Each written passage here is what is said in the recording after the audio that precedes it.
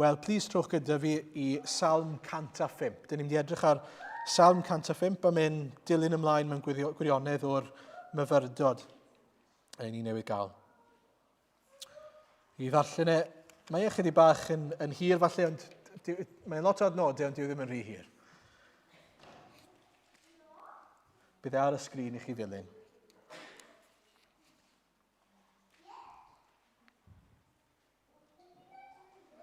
Salm 105.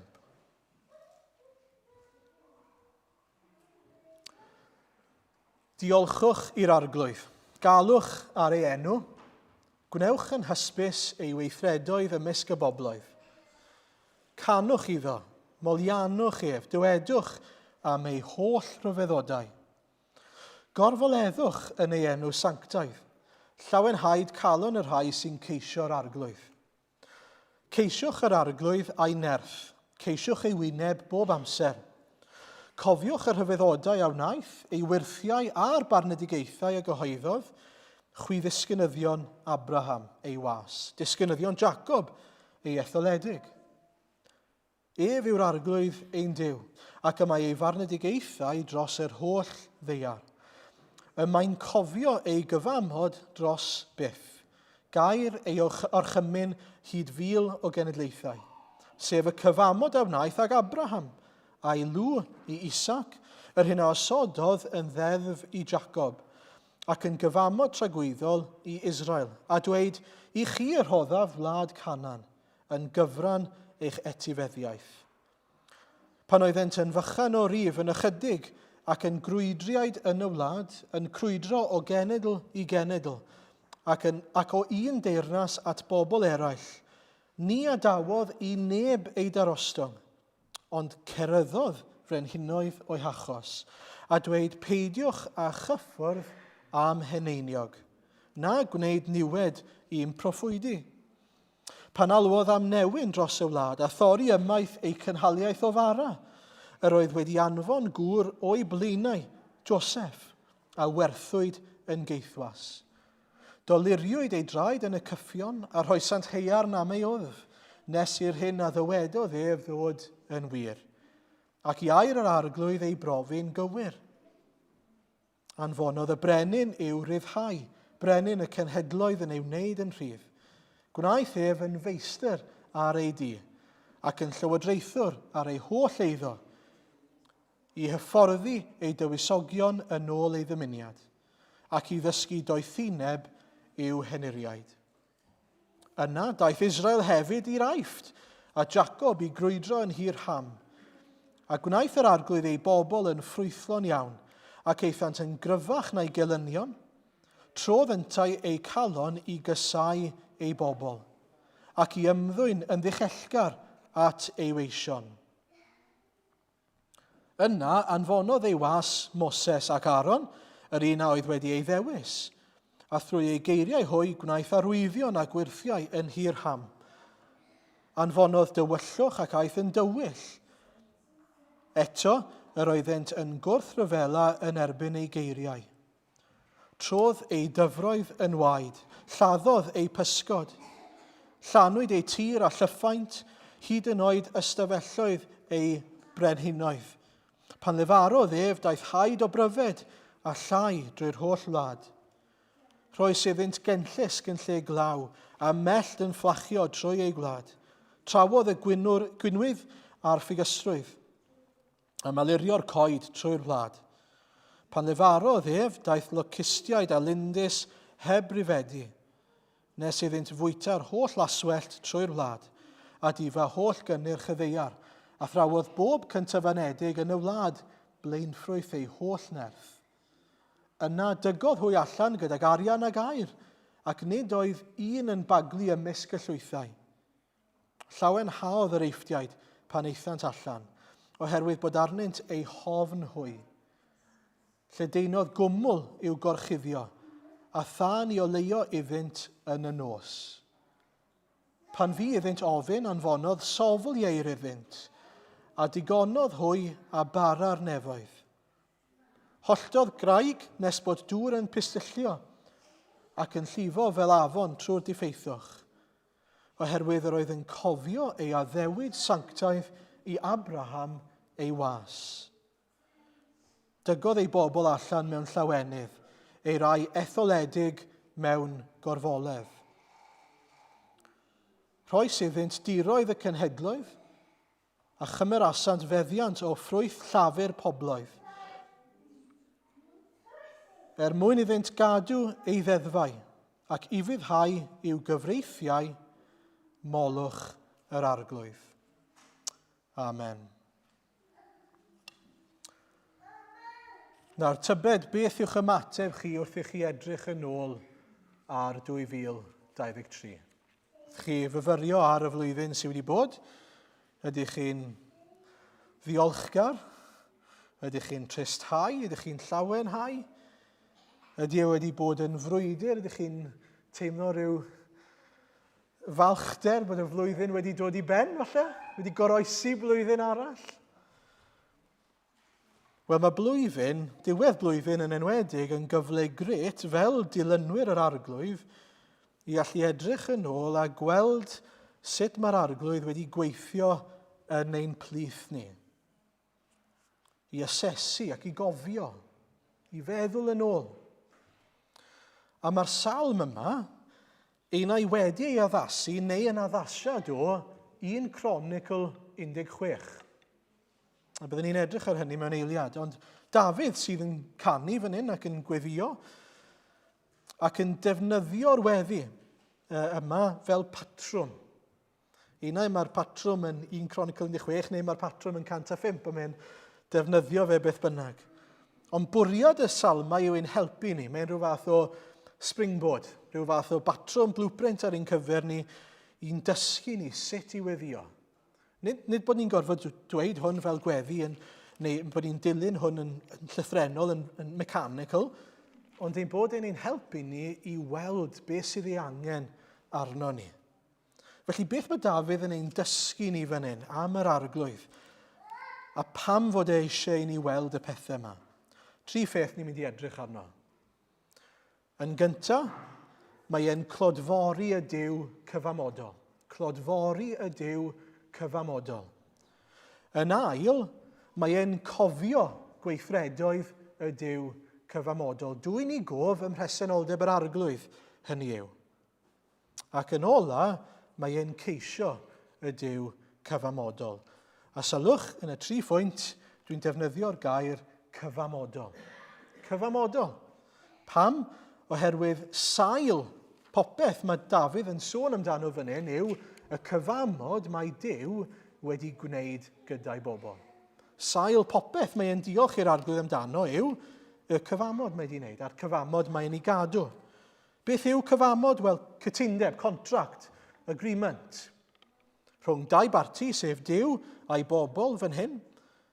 A beth ni'n gweld yw fod yr arglwydd wedi dewis yn ostyngedig gwneud cyfamod gyda pobl fel chi a fi. A mae hwnna'n rhywbeth i glodfori'r arglwydd amdano. Mae hwnna'n rhyfeddod yn ei hunan. A felly'n gyntaf, mae e'n clodfori y Duw cyfamodol sydd yn ostyngedig. O'n i'n meddwl am hanes Hosea pan o'n i'n paratoi. Chi'n gyfarwydd â hanes Hosea falle? Mae'n darlunio rhyfeddod y cyfamod mae Duw wedi gwneud gyda'i bobl mewn ffordd ardderchog i ni. Mae gyda chi'r proffwyd Hosea, sydd yn cael ei alw nawr i briodi Pitain, prostitute o'r enw Gomer. Ac ei bod hi wedi byw mewn ffordd ofnadwy, mae hi'n cael dod nawr i briodas gyda Hosea. A mae Hosea yn cael ei alw i fod yn ffyddlon. Ei bod hi'n anffyddlon, mae yn cael ei alw i ffyddlondeb. Dro ar ôl tro mae Gomer yn ei gadael hi lawr, ond mae yn cadw ei gyfamod. Na chi ostyngeidrwydd, mae'n cymryd i Hosea i gymryd rhywun fel Gomer yn y lle cyntaf, ac yna, yn gwybod beth mae hi fel, yn dal ati i fod yn ffyddlon iddi hi. A mae hwnna'n pwyntio ni ac yn ein atgoffa ni o ostyngeidrwydd yr arglwydd. Y Duw sanctaidd. sydd yn eirwyr, sydd yn ffyddlon, sydd yn holl bwerus, holl bresennol, sydd yn greawdwr, rhyfeddol, yn dewis ymostwng. Ymostwng at bobl fel Abraham. Ymostwng at bobl fel Moses.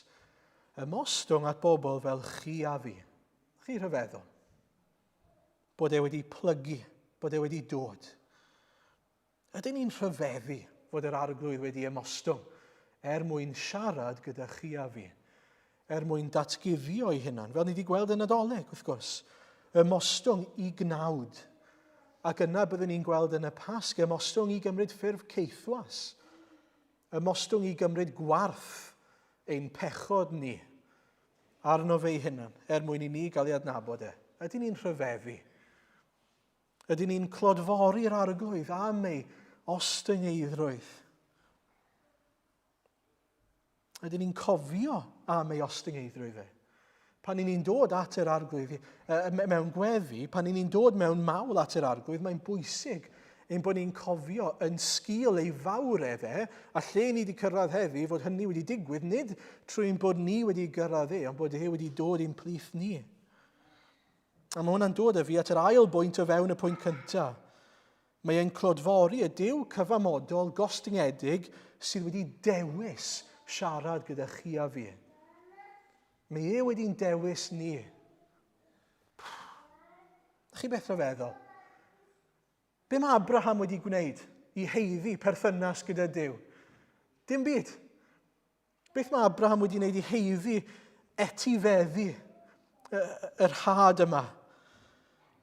Bod e'n cael y fath fendith, dwi wedi ddewis di i fod yn bobl arbennig i fi. Dim byd. Ydy Moses yn tanio perth ac yn siarad gyda Duw? Na, mae Duw yn tanio perth ac yn siarad gyda Moses. Fe sydd yn instigator. Fe sydd yn dod ac yn amlygu ei hunan. Mae'n amlygu ei sancteiddrwydd a'i ogoniant i ni. A beth sy'n fwy rhyfeddol fyth am hynny, yw fod e ddim yn amlygu ei hunan i ni a bod ni'n marw yn y fan ar lle.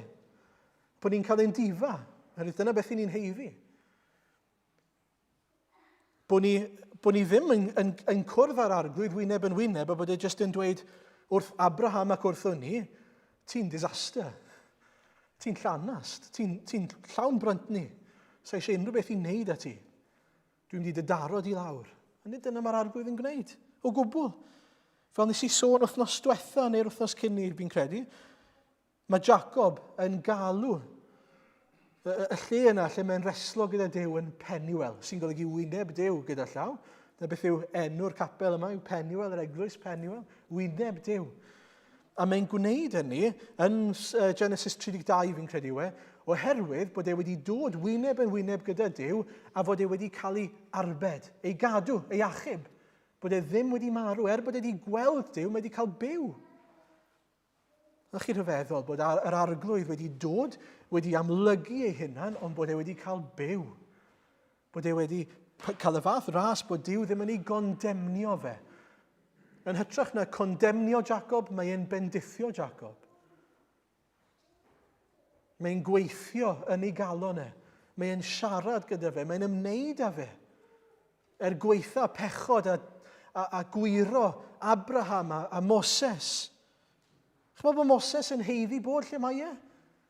O ran ffafr Duw, oedd e'n llofruddiwr, murderer. Yn heiddi dim byd. Ac eto fyna mae e. Dan ffafr yr arglwydd. Pam? Oherwydd fod yr arglwydd wedi ei ddewis e. Chi rhyfeddol. Clodforwch yr arglwydd sydd wedi ymostwng a wedi'ch dewis chi.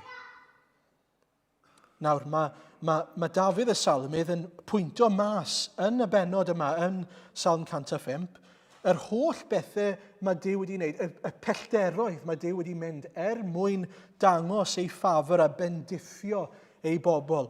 A ni ddim yn mynd i ganolbwyntio arnyn nhw'n fanwl, ond dwi am i chi, os oes Beibl gyda chi, sganio nhw. Wrth i ni fynd trwy y darn nawr, fyddai'n pwyntio nhw mas i ni. Edrychwch ar adnod 9. Mae'n dechrau fyna, y cyfamod a wnaeth ag Abraham. Wedyn, adnod 11, mae'n dweud, I chwi roddaf wlad Canan. Mae'n mynd mas o'i ffordd i roi Canan iddyn nhw. Adnod 14, ni adawodd I neb ei darostwng nhw. Adnod 16, mae'r arglwydd ei hun yn torri ymaith eu cynhaliaeth nhw o fara yn y wlad. Nawr chi'n meddwl, wel, sut mae hwnna'n fendith? Wel, beth mae'n gwneud yw, mae'n tynnu ffwrdd y peth o'n nhw'n dibynnu arno mwyn iddyn nhw ddibynnu ar yr arglwydd. Mae'n ei bendithio nhw, mae'n ymwneud â nhw, mae'n dangos I ffafr. A hyd yn oed, pan o'n nhw heb fara yn y wlad, mae'n anfon gŵr o'i blaen nhw. Adnod 17, Joseph. Chi'n meddwl am hanes Joseph? Chi'n meddwl mai damwain oedd bod wedi cyrraedd yr Aifft? Na, trefn Duw. Trefn achubol Duw. Os na fydde fe wedi mynd i'r Aifft, bydde pobl Israel wedi marw mas. Anfonodd ŵr o'i blaen nhw. Adnod 18 I 22, mae'n ymwneud â Joseph wedyn. Mae'n bendithio ac yn gweithio trwy Joseph. Wedyn o adnod 23 I 25, mae'n gwneud pobl Jacob yn ffrwythlon iawn. Nid nhw sydd yn ffrwythlon, mae ein ei gwneud nhw'n ffrwythlon. Ac yna, y darn mwyaf yn yr hanes yma yw Moses. Mae'n anfon ac yn defnyddio Moses yn yr Aifft adnod 26, yr holl ffordd I 38, I ryddhau ac I fendithio pobl Israel. Ac yna, adnod 39 I 41, pan maen nhw'n yr enialwch hyd yn oed, mae yn ei bendithio nhw ac yn ei cynnal nhw ac yn darparu ar ei cyfer nhw. Chi'n gweld, mae pob peth sy'n digwydd yn dangos I ni, Duw sy'n gweithredu a'i bobl sy'n derbyn. Duw sy'n gweithredu y bobl sy'n derbyn. Ac yn profi cariad, gras, cynhaliaeth, hyfryd, nerth yr arglwydd a'r waith ynddyn nhw a trwyddyn nhw. Mae gyda fe ei bobl. Mae wedi dewis. Mae wedi dewis cyfamodi gyda nhw. Mae wedi dewis eu caru nhw. A mae hwnna'n dod â ni at y pwynt ola o fewn y pwynt cyntaf. Ni'n clodfori y Duw cyfamodol sydd yn ostyngedig, y Duw sydd yn dewis, a'r Duw sydd yn anrhydefu ei gyfamod. Mae'r darn mewn gwirionedd yn hinjo, beth bynnag yw hwnna'n Gymraeg, yn hinjo ar adnod 42. Oherwydd yr oedd yn cofio ei addewid sanctaidd I Abraham ei was. Mae Duw yn gwneud y cyfan mae'n ei wneud oherwydd ei fod yn arglwydd sanctaidd. A mae ei airau yn sanctaidd a mae ei addewidion yn sanctaidd. Mae e'n dechrau off gyda y Salm yn dweud ei fod wedi cyfamodi gyda Abraham, adnod 9. A mae'n gorffen y darn yma oherwydd bod wedi cyfamodi gyda Abraham. A mae hwnna'n gymaint o anogaeth, gobeithio, ac o gysur I chi a fi. Rhai sydd yn wir Israel, rhai sydd yn ddewisiedig, y rhai yma'r arglwydd wedi cyfamodi gyda trwy'r cyfamod newydd yng ngwaed Iesu Grist.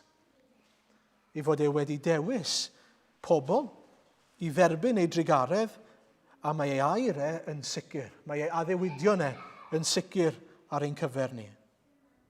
Nid ar chwarae bach mae Duw yn cyfamodi.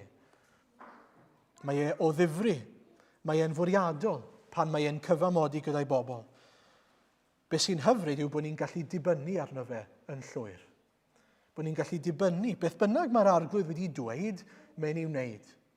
A gobeithio wrth I ni edrych yn ôl ar y flwyddyn yma, ni'n gallu gweld hynny. Mae'r arglwydd wedi dweud y bydd e'n gwneud mae wedi gwneud Ond mae hefyd yn rhoi hyder I ni wedyn wrth edrych ymlaen wrth gwrs. Ond lle bynnag I chi, ym mhob un o'r sefyllfaoedd, dychmygwch eich bod chi'n un o'r cyd-destynau yma ni wedi edrych arno. Abraham, Jacob, Isaac, Moses. Dychmygwch fod yn unrhyw un o'r rhain. Mae rhaid iddyn nhw gydnabod, a mae rhaid I ni gydnabod fel nhw, I ni'n heifi dim ohono fe.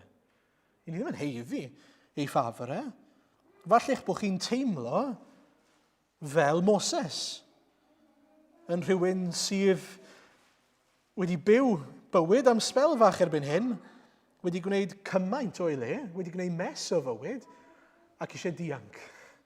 Eisiau dianc i fugeilio yng nghanol ninman, falle eisiau ffindio carreg rhywle a cuddio dan o fe. Na beth nath Moses, yn syml. Ffindio carreg a cuddio dan o fe rhywle. Na beth oedd e moyn wneud, erbyn oedd e'n 80 mlwydd oed.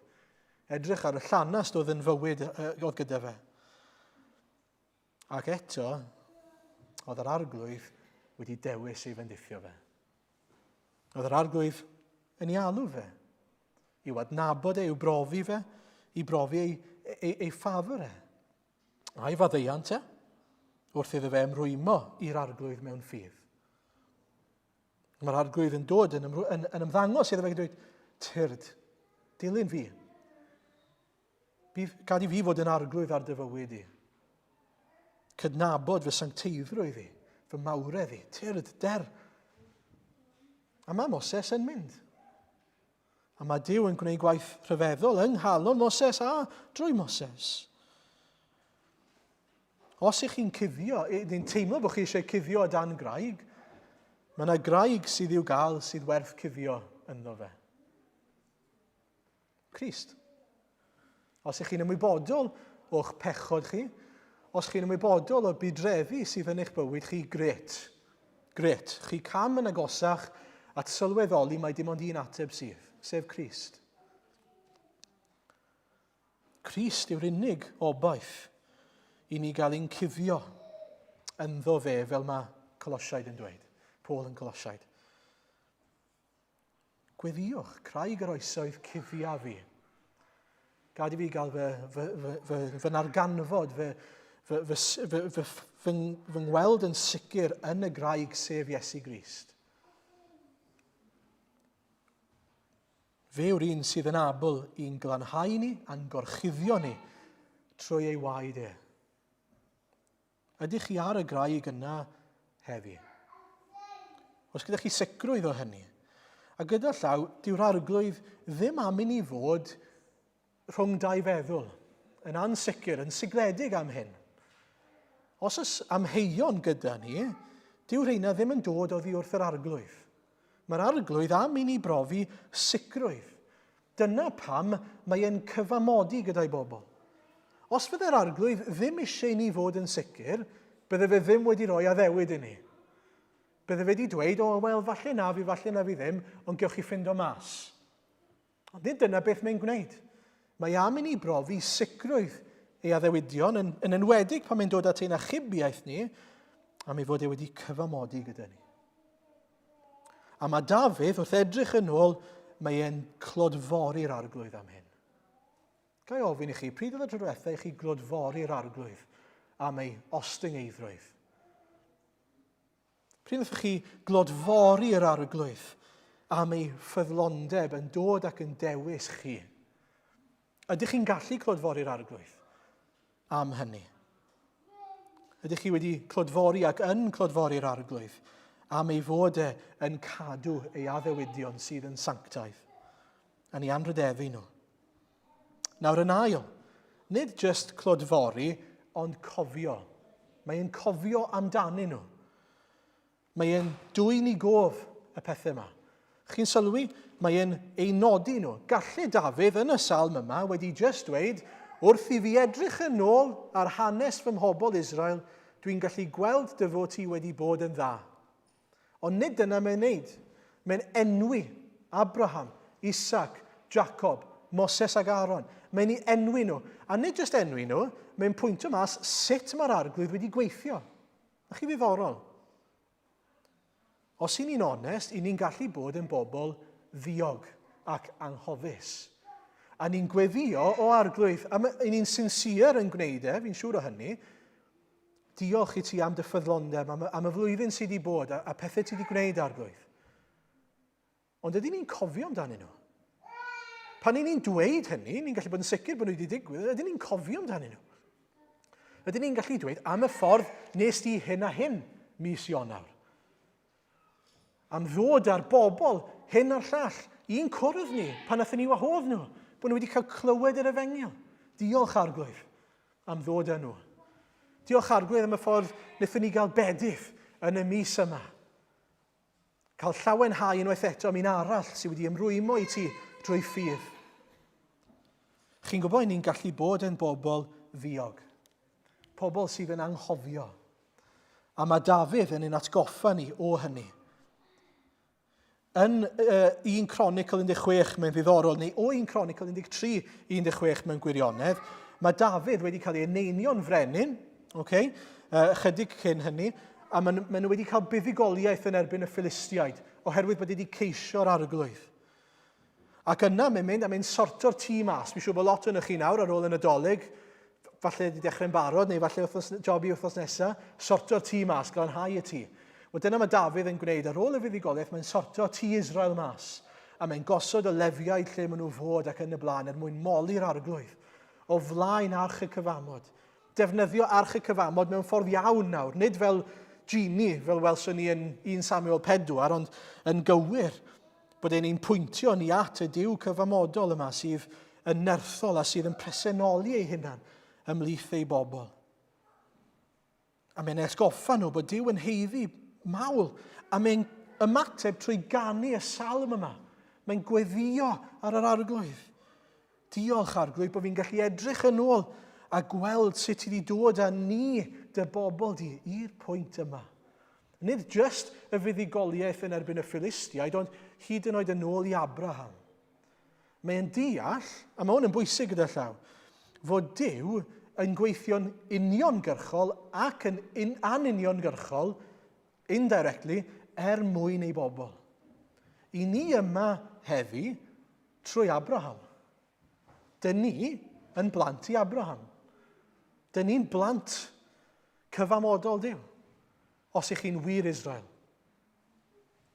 A felly, dyn ni'n diolch am hwnna, oherwydd trwy hwnna mae'r arglwydd wedi dod â ni i fan hyn heddi. Mae mor hawdd anghofio hynny. A felly mae eisiau bod ni yn edrych trwy'r gair. Ac yn gweld beth yw'r pethau mae'r arglwydd wedi gwneud, y pethau rhyfeddol mae'r arglwydd wedi gwneud, mwyn i ni gyrraedd lle ni wedi cyrraedd heddi. Ac ydyn ni'n ei glodfori fe amdano fe. Wrth i ni wneud hynny, bydd ein golwg ni o fawredd yr arglwydd yn tyfu. Dyna fydd yn digwydd, a byddwn ni'n sylweddoli mor rhyfeddol yw e. Y mwyaf i ni'n dysgu am yr arglwydd, y mwyaf i ni'n gweld o'i fawredd e, o'i ogoniant e, o'i allu fe. Ac yna, y mwyaf byddwn ni'n ymateb mewn ffydd ac yn dweud, wel, fel nes ti fyna, fel nes ti gyda Abraham ac Isaac a Jacob a'r holl bobl yna, gwna heddi. Chi'n gweld, os yw'n ffydd ni'n fach, os i ni'n stryglo i wybod beth i weddio, darllenwch y Beibl. Darllenwch pwy yw Duw. Be mor syml o hynny, hwnna yw y fformula. Mae Dafydd yn dweud i hynna'n adnod 13, chwi ddisgynyddion Israel ei was, chwi blant Jacob ei etholedig. Chi yw'r rai sydd angen cofio am y gwirthi a'r pethau mawr mae Duw wedi gwneud. Ni yw'r etholedigion, ni yw'r pobl. Y bobl yma sydd yn ddisgynyddion i Israel. Ac felly ni, mae eisiau ni edrych yn ôl a gweld yn uniongyrchol ac yn anuniongyrchol, gair mawr, directly and indirectly, sut mae'r arglwydd wedi gweithio ein mwyn ni. A sut mae'n abl fori wythnos nesaf i weithio ein mwyn ni. Astudiwch y gair, chwiliwch y gair. Gwnewch 2024 yn flwyddyn lle chi'n ymrwymo i ddod i adnabod yr arglwydd yn well. I ddod i weld pa fath o bethau mae'r arglwydd wedi gwneud, sut mae wedi gweithio yn y gorffennol, a sut mae'n abl i weithio yn y dyfodol. Ac yn ddiddorol, mae Iesu'n ein adnabod ni mor dda, mae'n gwybod pa mor anghofus ydy ni, mae'n ein helpu ni, trwy roi signposts i ni heddi, meini ar ein cyfer ni heddi. Na beth yw'r cymyn gyda llaw. Signpost, maen sydd yn cael ei osod, bara a'r cwpan, mwyn ein pwyntio ni at waith Crist. Yn yr Hen Testament, oedd gwyl ar ôl gwyl ar ôl gwyl i'w gael yn Israel. Pam? Mwyn ei atgoffa nhw. Ac mwyn iddyn nhw gael dathlu a clodfori, mawrygu'r arglwydd. Meddyliwch amdani nhw. Maen nhw dal i gael rhai yn nhw heddi, Yom Kippur, dydd y cymod, Day of Atonement. Pam? mwyn cofio beth mae'r arglwydd wedi gwneud. Ond mae yna gymaint ohonyn nhw, gallech chi edrych yn ôl arnyn nhw a gweld sut mae'r arglwydd wedi gweithio o'r Pasg i gwyl y bara croew, gwyl y blaenffrwyth y cynheuaf, a wedyn y cynheuaf ei hunan, a wedyn gwyl yr itgyrn, gwyl y pebyll. Llwyth ohonyn nhw. Pam? Mwyn ei atgoffa nhw. Eto, beth yw'r meini yn ein bywydau ni? Ydyn ni'n cofio, dwy ni gof, ger bron yr arglwydd a ger bron eraill. Ac yn olaf, ac yn fer iawn. Nid yn unig bod ni eisiau clodfori'r arglwydd a cofio'r pethau yma, ond ni'n ceisio'r arglwydd am y dyfodol hefyd. Ceisio y Duw cyfamodol. Sylwch ar adnod 1 i 6 i ddechrau. Mae yna bookends fan hyn yn y salm yma. 1 i 6 a 43 i 45. Yn y dechrau, ni'n gweld fod yr arglwydd yw geisio. Gorfoleddwch yn ei enw sanctaidd adnod 3 ymlaen. Llawenhaid calon yr rhai sy'n ceisio'r arglwydd. Ceisiwch yr arglwydd a'i nerth. Ceisiwch ei wyneb bob amser. Cofiwch yr yfeddodau wnaeth, ei wirthiau a'r barnedigaethau a gyhoeddodd chwi ddisgynyddion Abraham ei was, disgynyddion Jacob ei etholedig. Ac yna adnod 43 ymlaen, dygodd ei bobl allan mewn llawenydd ei rai etholedig mewn gorfoledd. Rhoes iddynt diroedd y cenhedloedd a chymerasant feddiant o ffrwyth llafur pobloedd. Pam? Mwyn iddynt gadw ei ddeddfau ac i fyddhau i'w gyfreithiau molwch yr arglwydd. Mae'r arglwydd yn trigarhau, mae'r arglwydd yn cyfamodi mwyn i ni gael ceisio'r arglwydd a profi'r arglwydd. Adnabod yr arglwydd. Mwyn i ni gael byw yn iawn gyda'r arglwydd. Na lle mae'n gorffen, chi'n sylwi? Ceisiwch yr arglwydd pam mwyn iddynt gadw ei ddeddfau ac i fyddhau i'w gyfreithiau. Nawr, mae'n bwysig cofio, wrth gwrs, dyn ni ddim yn cael ein galw i fuddod sydd yn arwain at achubiaeth. Nid i fuddod sydd yn dod â ni i gael ein hachub, dyn ni'n cael ein arwain at achubiaeth trwy gyfamod Crist sydd yn ein harwain ni at ei fuddod. Outworking, goblygiadau ein achubiaeth ni yw bywyd o ei fuddod. Na beth sy'n hyfryd am yr arglwydd. Mae'n adnabod ei bobl. Ac felly wrth i ni edrych ar ein bywyd ni, i ni'n gallu weithiau digaloni. Achos i ni'n ymwybodol o'r pechod sydd yn dal yno fi. Y pechod yna sydd yn ein tynnu ni lawr. Y pechod yna sydd yn ein rhwystro ni rhag byw fel i ni'n dymuno byw. Mae'r frwydr yna, mae'r frwydr yn real. Mae Paul yn sôn amdano fe'n Rhufeiniaid, nag yw e? Rhwng y cnawd a'r ysbryd, a'r waith. Mae yna clash, mae yna frwydr. Ond peidiwch â digaloni i'r graddau bod chi'n rhoi lan. Yn hytrach, digalonwch am eich pechod, edifarhewch am eich pechod, ond sylweddolwch mae'r arglwydd yn darparu maddeiant a mae e hefyd yn cynnig nerth.